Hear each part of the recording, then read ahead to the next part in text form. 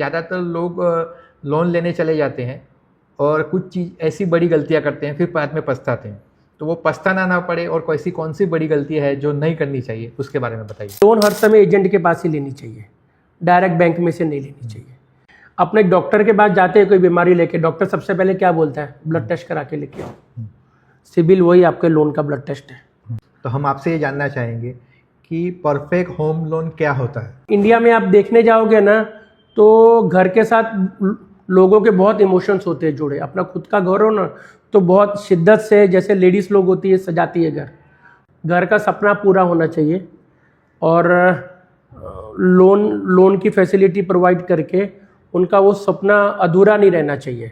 तो ये मेरा मोटो है आज की तारीख में। आप अपना रिक्वायरमेंट बताइए, हम आपको जीरो कंसल्टेंसी चार्ज में बेस्ट से बेस्ट डील लेके देंगे। ये मेरा यूएसपी है। मेरा 22 ईयर्स का एक्सपीरियंस है जो आपको लोन देने में मैं झोंक दूंगा।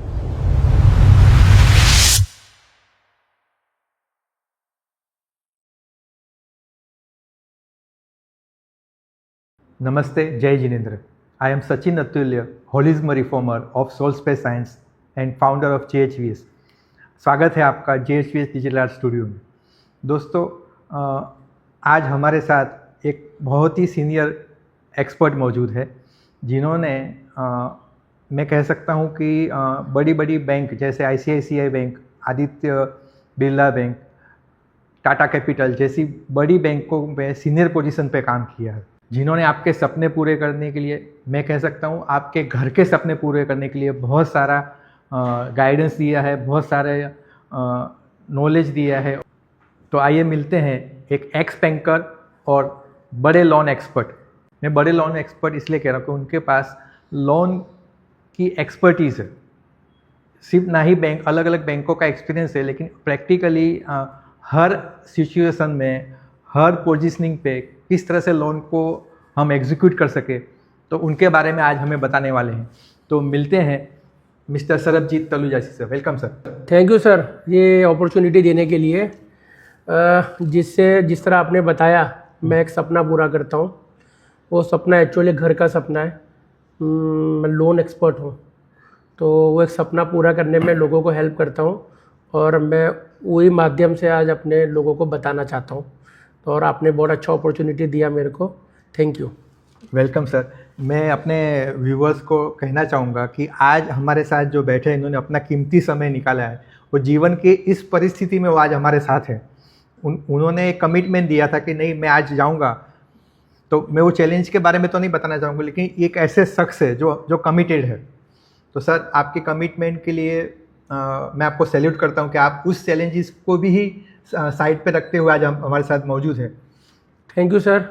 और जो लोग ये पॉडकास्ट, ये वीडियो देख रहे हैं, मैं आशा करता हूँ ये देखने के बाद उनको लोन्स और ख़ासकर हाउसिंग लोन के रिलेटेड बहुत सारी चीज़ों का ज्ञान मिलेगा और बहुत सारे उनके प्रश्न दूर हो सकते हैं। बिल्कुल बिल्कुल सर, हम चाहेंगे कि आपकी अभी तक का जो एक्सपीरियंस है उसका पूरा निचोड़ हम इस पॉडकास्ट में निकाल सकें। थैंक यू सर अपॉर्चुनिटी के लिए। तो सर, जैसे आपको पता ही है, हमारे व्यूवर्स को भी पता है कि ये पूरा पेपअप टॉक जो है, मतलब प्रोसेस, एग्जीक्यूशन, प्रैक्टिस, हर बिजनेस, हर प्रोडक्ट्स या सर्विसेज को एक प्रोसेस की ज़रूरत होती है। उसके पीछे हम एग्जीक्यूशन करते हैं और फिर उसके पीछे प्रैक्टिस करते हैं। और जब आप प्रैक्टिस करते हैं तब आप सिस्टम के अनुसार, टेक्नोलॉजी अनुसार अपने आप को अपग्रेड करना शुरू करते हैं। जैसे आप अपने आप को अपग्रेड करते हैं तो सक्सेस धीरे धीरे उस रास्ते पे आपको मिलनी शुरू हो जाती है। यानी मैं कह सकता हूँ कि हम प्रोग्रेस के राह पे चल पड़ते हैं। तो सर, हमारे जो व्यूवर्स हैं, जो घर के सपने को लेके हैं, कोई बिजनेस के सपने को लेकर बैठे हैं, है ना, तो सर आपने भी अपनी बिजनेस की या तो अपनी बैंकिंग की जो भी अपने जर्नी शुरू करी, फिर आप लोन एक्सपर्ट की तरह आप आगे बढ़े, तो उसकी शुरुआती दौर और अभी तक का आपका जो एक एक्सपीरियंस है, क्या एक्सपीरियंस है जो आप इस प्रोफेशन में आए? देखने जाओगे तो मैं एक साइंस ग्रेजुएट हूँ। अच्छा। और मैं फाइनेंस फील्ड में आ गया और मेरे को 23 साल का टोटल एक्सपीरियंस है, जिसमें से 21 साल मैंने, जिस तरह आपने बताया, मैंने टॉप बैंकिंग ब्रांड्स में जॉब किया हुआ है। और 2 साल से मैं एक लोन कंसल्टेंट बोलो, लोन एक्सपर्ट बोलो, उसके तौर पे मैं अपनी सेवाएं दे रहा हूँ लोगों को। और जॉब ख़त्म करने के बाद मैं इस तरह से एक फील्ड में हूँ कि लोगों का घर का सपना पूरा होना चाहिए और लोन की फैसिलिटी प्रोवाइड करके उनका वो सपना अधूरा नहीं रहना चाहिए। तो ये मेरा मोटो है आज की तारीख में, जिसके बेस पे मैं काम कर रहा हूँ। बहुत बहुत सही सही दिशा में काम कर रहे हैं, अपने पैशन को लेकर काम कर रहे हैं। लेकिन जैसे मैंने कहा कि हर चीज़ की शुरुआत एक प्रोसेस से होती है, तो आज हम इस पॉडकास्ट की शुरुआत भी हमारा जो पहला फेस है प्रोसेस, उससे शुरू करते हैं। तो सर, जैसे मैं समझता हूँ और हमारे व्यूवर्स भी जानकार है आजकल, तो मार्केट में हर तरह के लोन हैं, personal loan, car loan, business loan, कई कई तरह के लोन हैं, है ना। तो मुझे आप समझाइए कि लोन को ज़्यादातर किस रूप में देखना चाहिए। देखिए, लोन बाज़ार में दो टाइप के होते हैं, एक सिक्योर्ड, एक अनसिक्योर्ड। अच्छा। सिक्योर्ड लोन क्या होता है कि जहाँ पर आप कोई चीज़ बैंक को दे रहे हो, कुछ गिरवी रख रहे हो। और अनसिक्योर्ड क्या होता है कि जहाँ पर आप कुछ बैंक को नहीं दे रहे हो। सिक्योर्ड में होम लोन आता है, मोर्गेज लोन आता है, कार लोन आता है, मशीनरी लोन आता है। जहाँ पर एक कोई चीज़, जैसे होम लोन में घर दे रहे हो, कार लोन में कार दे रहे हो, मशीनरी लोन में मशीन दे रहे हो, बैंक को दे रहे हो, मोर्गेज लोन में भी अपना क्या है, प्रॉपर्टी दे रहे हो, वो सब सिक्योर्ड लोन में आ जाता है। और अनसिक्योर्ड लोन में क्या आता है, बिजनेस लोन होता है, पर्सनल लोन होता है, बराबर। ये लोन में जैसे आपको बैंक को कोई सिक्योरिटी देने की ज़रूरत नहीं है। तो ये दो लोन होते हैं मेन, सिक्योर्ड और अनसिक्योर्ड लोन होते हैं। सर, ये तो आपने बहुत अच्छा डिस्क्राइब किया कि लोन को हमें सिक्योर और अनसिक्योर लोन की नज़र से देखना चाहिए, नहीं कि पर्सनल, बिजनेस, कार या होम लोन। आप किस तरह से किस लोन को दो कैटेगरी से देखिए, जिससे आपको ज़्यादा क्लियर होगा कि आप किस तरह की लोन ले पा रहे हैं। लेकिन सर, हमारे समाज में कहा जाता है कि लोन लेना यानी कर्ज लेना, है ना। हम जिस संस्कृति से है, तो ये अलग तरह से सोच है इसमें कि कर्ज लेने के बराबर है। तो हर इंसान को लोन लेने की प्रोसेस को क्यों शुरू करना चाहिए, थोड़ा सा इसको अच्छे से डिस्क्राइब करें तो। देखिए सर, आज आप कोई भी बिजनेस करोगे, ट्रेडिंग करोगे, मैन्युफैक्चरिंग करोगे, तो उसमें आपको कैपिटल का ज़रूरत होता है। आप अगर खुद का कैपिटल लगाएंगे तो आप एक लिमिट का धंधा कर सकते हो। समझो आपके पास 100 रुपये है, आपने 100 रुपये लगाया तो 100 रुपये का धंधा कर सकते हो। आप बैंक का पैसा बोरो करोगे, बराबर, तो आप x number of time, 10x time, 50x time bank का पैसा, उतना आप ट्रेड कर सकते हो, उतना धंधा कर सकते हो। तो लोन से एंड ऑफ द डे धंधा बूस्ट ही होता है, बिजनेस आपका बूस्ट ही होने वाला है। आप बैंक के पैसे से बिजनेस करोगे, बैंक का जो आप गिनती करने जाएंगे, सिक्योर लोन की गिनती करूं अगर, तो 8, 9, 10, 11, 12% के हिसाब से मिलता है पैसा। और अब कोई भी बिजनेस में आप देखने जाओगे तो 15, 20, 25% का मार्जिन होता है। तो अगर 8, 9%, 10% पे पैसा लेके 15, 20% पे अगर आप बिजनेस कर रहे हो, तो end of the day double margin आ ही रहा है आपका। और लोन लेने से तो आपका बिजनेस बूस्ट ही होने वाला है। आपने सही बिजनेस में पैसा लगाया है, आपको सही बिजनेस का ज्ञान है, वो बिजनेस का अच्छी तरह, तो लोन लेके अगर वो बिजनेस करने से आपको फ़ायदा ही होने वाला है। अपने बड़े बड़े इंडस्ट्रियलिस्ट ले लो, मुकेश अंबानी ले लो, आदित्य बिरला ले लो, मोस्टली लोगों ने कहीं ना कहीं से फंडिंग उठाया हुआ है, जिसका रेवेन्यू वो अपने बिजनेस में यूज़ करते हैं और बिजनेस को बूस्ट करते हैं, बिजनेस को डेवलप करते हैं। सही सर, आपने सही समझाया कि इसको कर्ज की नज़र से ना देखा जाए, इसको इन्वेस्टमेंट प्लानिंग की तरह देखा जाए। अपने बिजनेस को बूस्ट करना है उस नज़र से देखा जाए, जब आपके अंदर स्किल है, नॉलेज है और आप कर सकते हो। हाँ, एक चीज़ है, अपने लोन लेने से पहले जो भी बिजनेस में, अगर कोई बिजनेस के रिलेटेड आप लोन ले रहे हो, तो आपको बिजनेस का पूरा ज्ञान होना चाहिए। आपको बिजनेस का ज्ञान अच्छा है, कहाँ पैसा कैसे यूज़ करना है, तो फिर लोन लेने में कोई तकलीफ नहीं, बिंदास लीजिए लोन। यानी एक तरह का ये कैलकुलेटिव रिस्क है जो हर किसी को अगर रिस्क मत बोलिए, तो उसको अब लेना इसको चाहिए। रिस्क वर्ड मत यूज़ करिए, ये बिजनेस को बूस्ट ही करता है। बढ़िया सर, तो ये बिजनेस को बूस्ट करने के लिए आपकी जो भी स्ट्रेटेजी है उसको इम्प्लीमेंट करने के लिए एक सही रास्ता है। तो सर, अब सेकंड फेज वो है एग्जीक्यूशन, हमारे फॉर्मेट का जो सेकंड फेज है, और लोन एग्जीक्यूट करना है। तो आप तो लोन एक्सपर्ट है सर, तो हम आपसे ये जानना चाहेंगे कि परफेक्ट होम लोन क्या होता है, परफेक्ट होम लोन क्या होता है, और अक्सर ऐसा क्यों कहा जाता है कि घर हमेशा ही लोन पर लेना चाहिए, बराबर। तो इसके पीछे का लॉजिक और फ़ायदा बताइए कि लोन पैसा ना देकर या तो कम पैसा देकर पूरे लोन पे उठाना चाहिए। सर, ये आपके दो सवाल है, मैं दोनों सवाल का उत्तर देता हूँ। सबसे पहला सवाल आपने पूछा है कि आइडियल होम लोन क्या होता है। सर आइडियल होम लोन के लिए मैं आपको फॉर्मूला बोलूँगा 5, 20, 20, 40। ये फॉर्मूला ऐसा है, 5 का मतलब क्या है कि अगर ये आपकी जो एनुअल इनकम है आपको उसका 5 टाइम्स से ज़्यादा घर नहीं लेना है। समझो आप 10 लाख रुपए साल में कमा रहे हो तो 50 लाख के ऊपर का प्रॉपर्टी वैल्यू नहीं होना चाहिए। Straight forward thumb rule. दूसरा होता है 20 का मतलब ये है कि अगर आप 50 लाख का घर ले रहे हो तो 20% आपको जेब से निकालना है। हम जो 50 लाख का घर लिया तो 10 लाख आपको अपना मार्जिन अपना पैसा लगाना है और 40 लाख से ज़्यादा लोन नहीं लेनी है। थर्ड भी 20 आ रहा है, आपको होम लोन 20 ईयर्स से ज़्यादा नहीं लेनी है। और फोर्थ जो 40 आता है, आपके एनुअल इनकम का जो भी आपकी मंथली इनकम है, मंथली जो आप कमा रहे हो, तो 40% के ऊपर आपका मंथली इंस्टॉलमेंट नहीं होना चाहिए। फॉर एग्जांपल आप लाख रुपए मंथली कमा रहे हो तो 40,000 के ऊपर इंस्टॉलमेंट नहीं होनी चाहिए। अगर कोई बंदा ये 5, 20, 20, 40 का रेशियो को मैनेज कर रहा है, उसको फॉलो कर रहा है, तो वो एक आइडियल होम लोन है। Share for 5, 20, 20, 40। 5 क्या है, 20 क्या है, 20 क्या है, 40 क्या है, मैंने आपको बता दिया। अगर इसको फॉलो कर रहा है तो आइडियल होम लोन है। सेकंड आपका सवाल था कि घर लोन पे ही क्यों लेना चाहिए।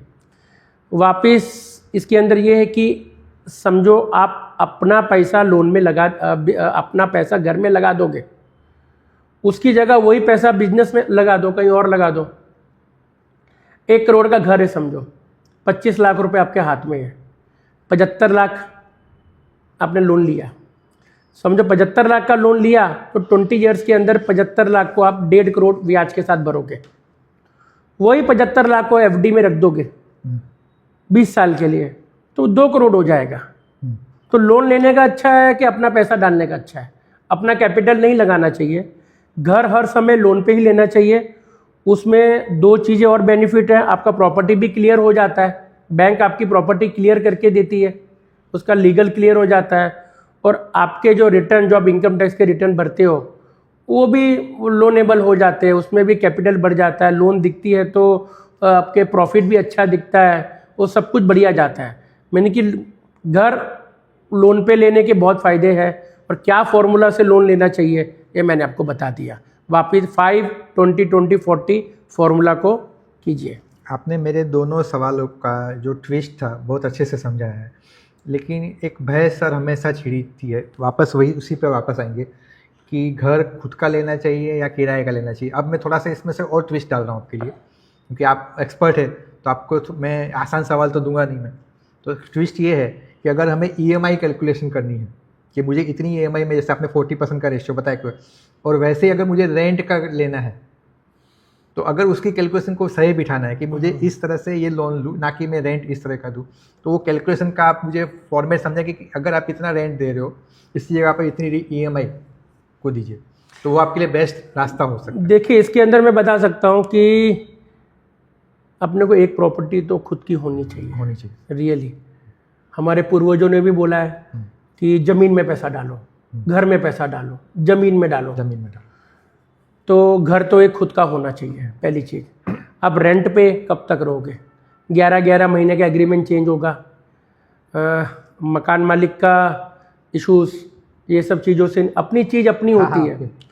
और बैंक आजकल सरल लोन देती है, सरल एकदम इजी वे में होम लोन हो जाती है। और आप उसको अगर ईएमआई तो रेंट को अगर गिनती करने जाओगे, जो रेंट भर रहे हो वो एक दिन वापस आने वाला है नहीं, वो गया तो गया। और 11-11 महीने के बाद 1-1 साल के बाद रेंट इंक्रीज भी होता है बहुत जगह, बराबर। और हर साल आपको डॉक्यूमेंटेशन करनी पड़ती है, रेंटल एग्रीमेंट वापस बनाना पड़ता है। और वही अगर आप ईएमआई भर रहे हो तो एक ना एक दिन तो प्रॉपर्टी खुद की होने वाली है, वो पैसा प्रिंसिपल में जा रहा है। अब रेंट और ईएमआई की रकम में अगर देखने जाओगे, जो रेंट है अगर आप ईएमआई बना के पे कर रहे हो तो इंटरेस्ट में चला जाता है, तो प्रिंसिपल भी जा रहा है, और एक ना एक दिन तो घर आपका होने वाला है। तो बेटर फैमिली सेफ्टी। और इंडिया में आप देखने जाओगे ना तो घर के साथ लोगों के बहुत इमोशंस होते हैं जुड़े। अपना खुद का घर हो ना तो बहुत शिद्दत से, जैसे लेडीज़ लोग होती है सजाती है घर, तो बहुत इमोशन जुड़े होते हैं। तो लोन लेके घर जो है खुद का ही होना चाहिए। अगर आप थोड़ा बहुत कैपेबल हो ईएमआई भरने के लिए, तो घर आपका जो है ना वो खुद का ही होना चाहिए। मैं यही आपको, एक घर होना चाहिए अपन खुद में। ऐसा नहीं बोलता आप लोन ले लेके बहुत सारी प्रॉपर्टी बनाओ, आपकी कैपेबिलिटी के ऊपर डिपेंड है, पर घर एक जहां पर अपने रहते हैं वो खुद का ही होना चाहिए। चाहे अपने सपनों का हो ना हो, अपना एक घर खुद का होना चाहिए, वो अपना होना चाहिए। हाँ, बहुत बढ़िया सर। सर अब अपने नेक्स्ट फेज में चलेंगे जो है प्रैक्टिस। तो सर आपने रेंटल और होम लोन के बारे में बहुत अच्छा सा बताया बराबर। तो आज समझो कि मुझे अगर लोन लेनी है, तो हमारे सीकर्स में से किसी को भी होम लोन लेनी है बराबर, तो कौन सी ऐसी बातें हैं, ज़रूरी बातें हैं जिसका हमें ध्यान रखना चाहिए? क्योंकि ये सवाल इसलिए ज़रूरी है कि ज़्यादातर लोग लोन लेने चले जाते हैं और कुछ चीज़ ऐसी बड़ी गलतियां करते हैं, फिर बाद में पछताते हैं। तो वो पछताना ना पड़े और कौन सी बड़ी गलती है जो नहीं करनी चाहिए, उसके बारे में बताइए।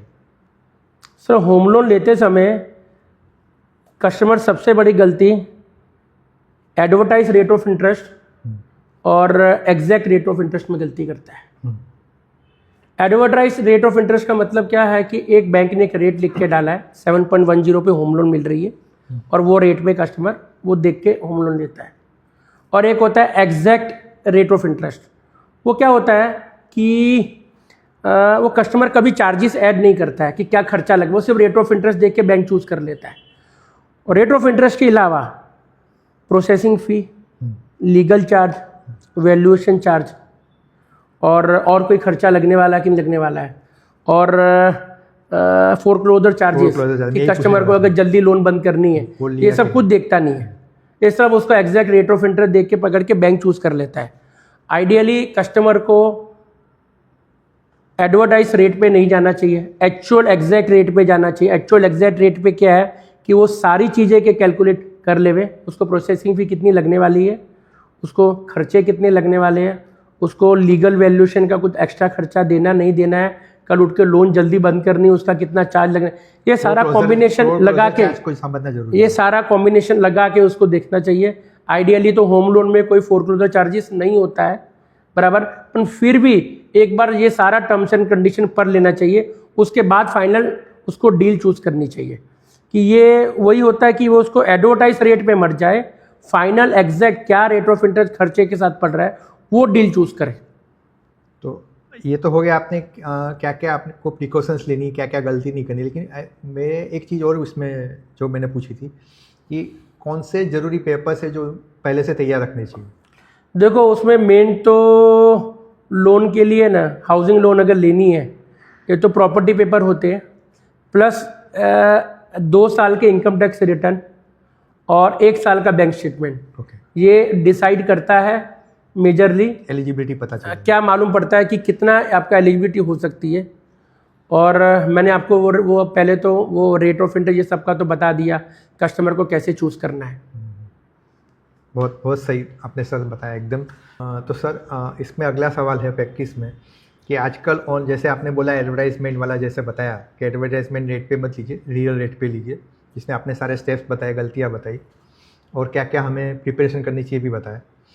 तो इसी में से जुड़ा सवाल है कि ज़्यादातर क्या, जैसे एडवर्टाइजमेंट होती है तो बहुत जगह से लोगों को फ़ोन आते हैं, कॉलिंग आती है, लोगों को मोटिवेट कर देते हैं कि आपको ये मिलने वाला है, वो मिलने वाला है, कोई क्रेडिट कार्ड ऑफर करता है, कोई लोन ऑफर करता है, प्री अप्रूव्ड बताते हैं। तो सर ये सारी जो भी मार्केट के जो भी इन्फ्लुएंस है उससे कैसे बचा जाए और लोन एजेंट के पास ही हमें क्यों लेनी चाहिए सर?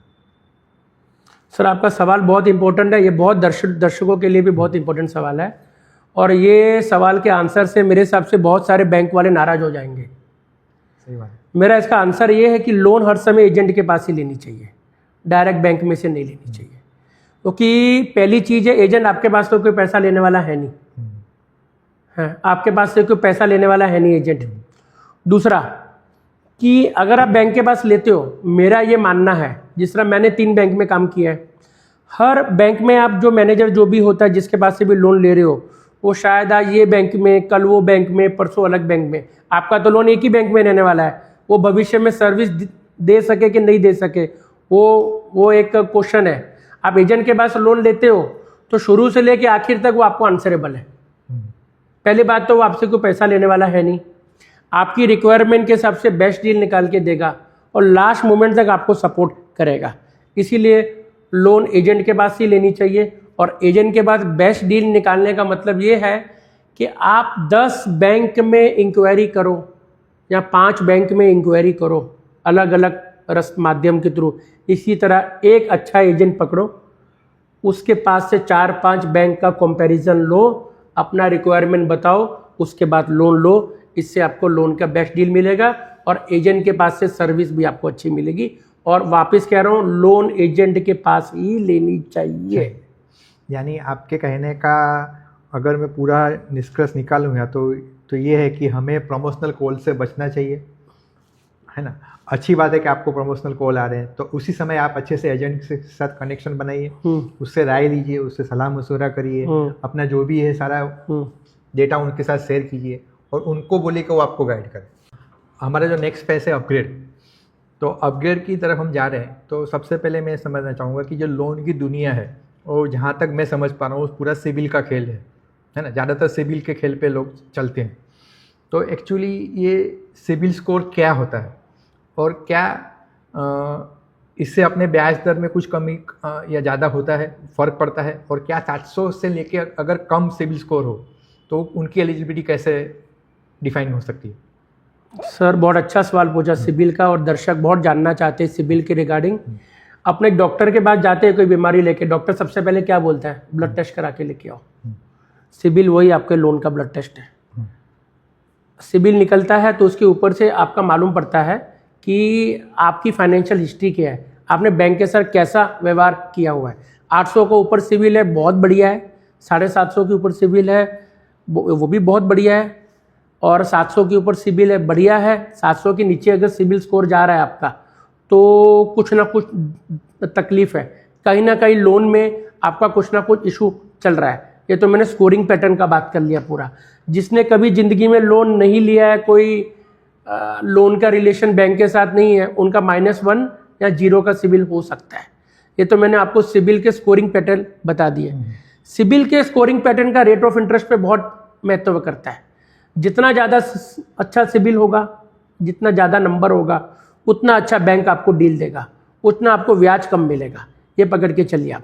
750 के ऊपर अगर सिबिल स्कोर है तो आपको बैंक के साथ अच्छी अच्छी डील की बार्गेनिंग आप कर सकते हैं। दूसरा सवाल ये था कि 700 के ऊपर नीचे के सिबिल स्कोर की आप बात कर रहे थे। देखो 700 के नीचे अगर सिबिल स्कोर है तो सिक्योर्ड लोन मिलेगी, 700 के नीचे अगर सिबिल स्कोर है तो अनसिक्योर्ड लोन नहीं मिलेगी। अनसिक्योर्ड लोन 650 में, सॉरी सिक्योर्ड लोन, सिक्योर्ड जहाँ पर आप कुछ प्रॉपर्टी या कुछ बैंक को दे रहे हो, तो बहुत सारी बैंकों में 650 में भी मिल सकती है। पर अगर 700 के नीचे का स्कोर है तो अनसिक्योर्ड, जहाँ पर आप बैंक को कुछ नहीं देना चाहते हो, जैसे पर्सनल लोन, बिजनेस लोन, वो नहीं मिल पाएगी, कोई चांस नहीं है। होप मैंने ये सिबिल के सारे जवाब दिए, अच्छी तरह हमारे दर्शक लोगों को सिबिल का महत्व समझ आया हो। मतलब सर हमें ये कहना चाह रहे हैं कि अगर आपका स्कोर 700, 750 और 800 है तो आप अलग अलग तरह के लोन के लिए एलिजिबल है। हाँ। लेकिन अगर 700 के अंडर जा रहे हो तो आपको ज़्यादातर सिक्योर लोन ही मिलेगी, सिक्योर्ड मिलेगा नहीं मिलेगी। नहीं। तो सर आपने सिबिल का तो बहुत अच्छे से समझा है, लेकिन इससे ब्याज दर में कितना फ़र्क पड़ता है? ब्याज दर 25 पैसे का फ़र्क पड़ता है इसके अंदर। 25 जितना ज़्यादा सिबिल स्कोर पैसा बोलते हैं, लेकिन जब आप बोलते हो ना 750, 800, उस पर भी आप ब्याज दर तो लगता ही है। ब्याज तो लगने वाला है, पर आपको 25 पैसा नहीं, टका 2 टका प्लस फर्क पड़ता है। नहीं, 50 पैसे तक का फर्क पड़ता है। आपका 750 के ऊपर सिबिल स्कोर में रेट बहुत अच्छा मिलेगा आपको। वो रेट क्या मिलेगा वो बैंक टू बैंक डिपेंड होता है। बैंक टू बैंक डिपेंड होता है। इसीलिए ही लोन, पर जितना ज़्यादा सिबिल, जितना इसीलिए लोन एजेंट का वैल्यू होना चाहिए। और लोगों को लोन एजेंट आपको 4-5 बैंकों का कॉम्बिनेशन करके आपकी बिहाफ में वो कोऑर्डिनेट करेगा। हाँ, आप अगर बैंक वाले के पास जाओगे वो अपनी बैंक का ही बताएगा, और लोन एजेंट आपको 4-5 बैंक का कैलकुलेशन करके दे देगा। हाँ, डिस्काउंटिंग तो कुछ नहीं होता, सिर्फ इसमें क्या होता है कि वो बात कर सकता है आपका, और जितना ज़्यादा सिबिल स्कोर होगा उतना आपको बेनिफिट्स रहेगा। बढ़िया सर, बढ़िया। अब सर अपग्रेड में हम आगे चलते हैं कि आपने सिबिल का तो अच्छे से समझा दिया, लेकिन आजकल के ज़माने में हम सालों तक EMI भरते हैं। लेकिन एक समय ऐसा आता है कि हमें लोन या बैलेंस ट्रांसफ़र करने की ज़रूरत पड़ती है, तो उस पर थोड़ा सा आप अपना नज़रिया समझाइए। Balance transfer customer sir 2 reason से करता है।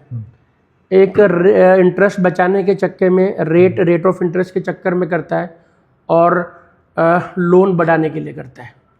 रेट ऑफ इंटरेस्ट का चक्कर क्या होता है कि समझो आपकी जहाँ अभी लोन चलती है वहाँ पर रेट ऑफ इंटरेस्ट ज़्यादा है, वो बैंक आपको कम नहीं कर पा रही है कोई कारण से, तो आप दूसरी बैंक में ट्रांसफ़र कर सकते हो, बराबर।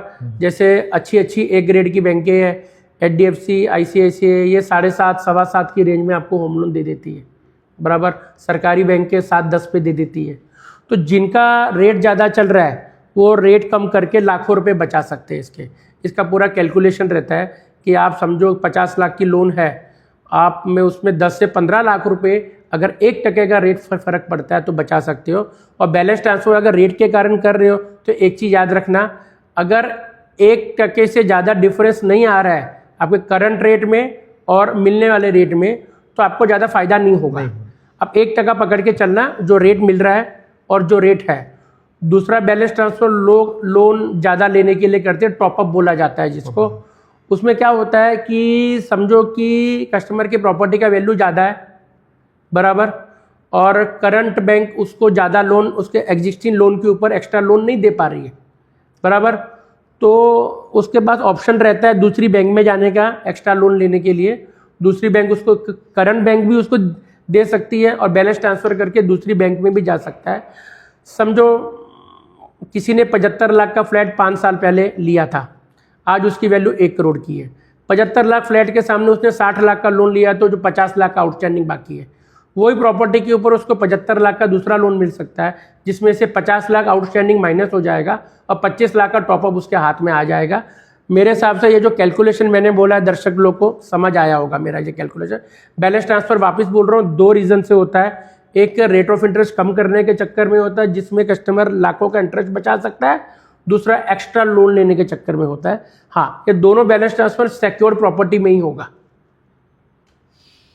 बहुत बढ़िया सर, आपने बैलेंस ट्रांसफ़र और लोन ट्रांसफ़र के बारे में बताया। सर, इसमें एक और चीज़ मैं जोड़ना चाहता हूँ, इसमें आजकल स्ट्रक्चरिंग ऑफ लोन भी होता है। हाँ, जिसमें क्या होता है, कस्टमर का एक प्रॉपर्टी का लोन चलता है और बहुत सारे छोटे छोटे लोन चलते हैं, BAL, personal loan, auto loan, ये सब चलती है।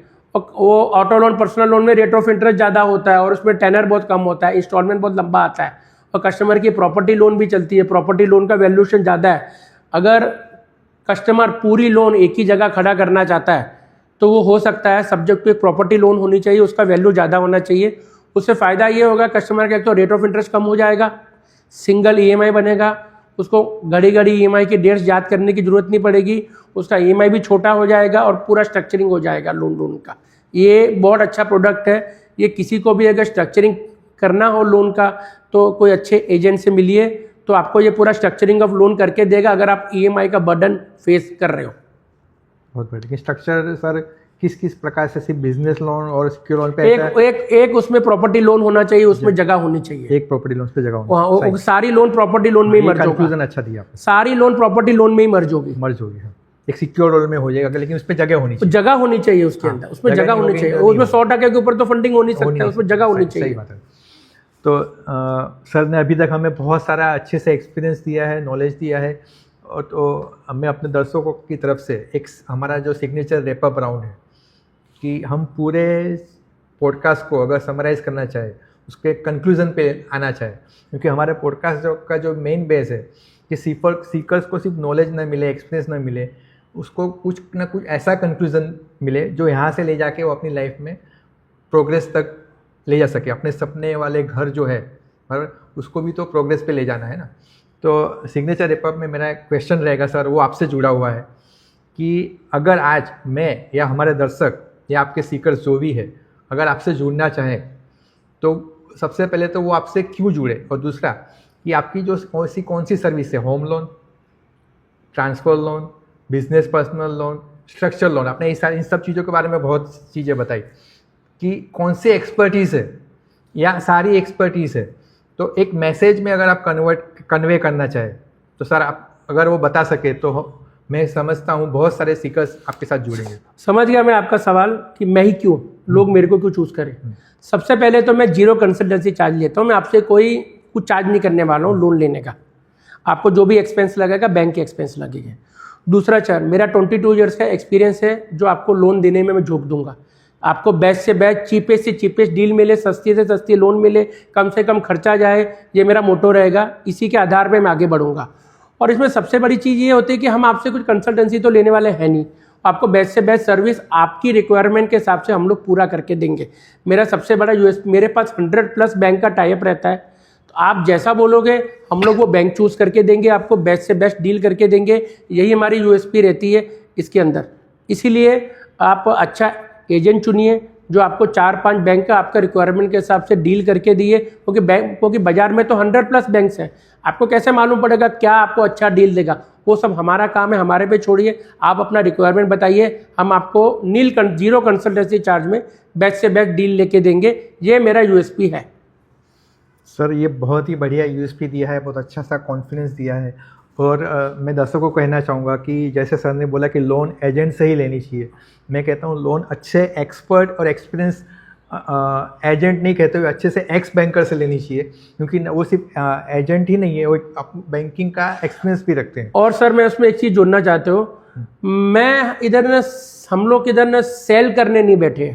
लोन बहुत एक वास्ट फील्ड है जिसमें लोगों को बहुत कम नॉलेज है, और इसमें हमने बहुत सारे देखा होगा, बहुत सारे लोग ट्रैप में फंस जाते हैं, गलत लोन ले लेते हैं, बराबर ऑनलाइन बहुत स्कैम हो जाता है, फ्रॉड हो जाता है।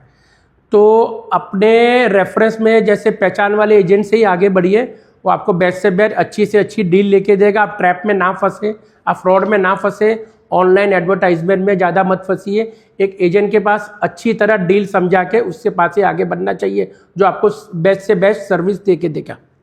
बहुत बहुत बहुत ही अच्छा से आपने पूरे एपिसोड को, पूरे पॉडकास्ट को जिस तरह से सिस्टम को समझाया है, लोन सिस्टम को, बराबर, तो हमारे दर्शकों को बहुत सारी अच्छी वेव्स मिली होगी, अच्छी एनर्जी मिली होगी, पॉजिटिव चीज़ें मिली होगी। यस सर, है ना। और वो मैं समझता हूँ आपसे जुड़े, उनके आसपास आप जैसे लोगों से जुड़े।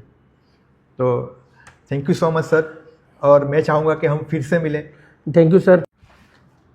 तो जैसे आपने पूरे एपिसोड में देखा कि जिस कॉन्फिडेंस के साथ, जिस एक्सपीरियंस का उन्होंने हमारे साथ शेयर किया, और आज के कंसल्टेंसी के ज़माने में हर सर्विसेज का कोई ना कोई चार्ज होता है, हर सिस्टम कोई ना कोई चार्ज लेता है। इवन आप लोन प्रोसेस करने जाओगे, किसी एजेंट से मिलने जाओगे, हर चीज़ का प्रोसेसिंग चार्ज होता है। लेकिन हमारे एक सरबजीत सर ही ऐसे हैं जिन्होंने अपने इस चीज़ को पैशन बना रखा है कि जो भी मुझसे जुड़ेगा, जो भी मेरे से कंसल्टिंग लेगा, तो मैं उसका 0% चार्ज लूँगा। तो इस आपके साथ हम ऐसे आदमी, ऐसे इंसान से मिले जो अपने एक्सपीरियंस को और लोन की एक्सपर्टीज़ को आपके साथ मिलके बैठेंगे, आपके साथ बातें करेंगे और 0 कंसल्टिंग पे आपके साथ काम करना चाहेंगे। तो दर्शकों, आज के इस एपिसोड में हमने बहुत सारा एक्सपीरियंस लिया, और सर फिर से एक बार आपका खूब थैंक्स कि आपने ये हमारे दर्शकों के लिए एक अच्छा सा एग्जांपल सेट किया है कि 0 कंसल्टिंग चार्ज। फिर मिलते हैं JHVS डिजिटल आर्ट स्टूडियो में एक नई ऊर्जा के साथ, एक नई उमंग के साथ। तब तक अपने जीवन में स्वस्थ रहे, समृद्ध रहे और अपने जीवन में समृद्धि के पथ पर अग्रसर रहे। जय जिनेंद्र।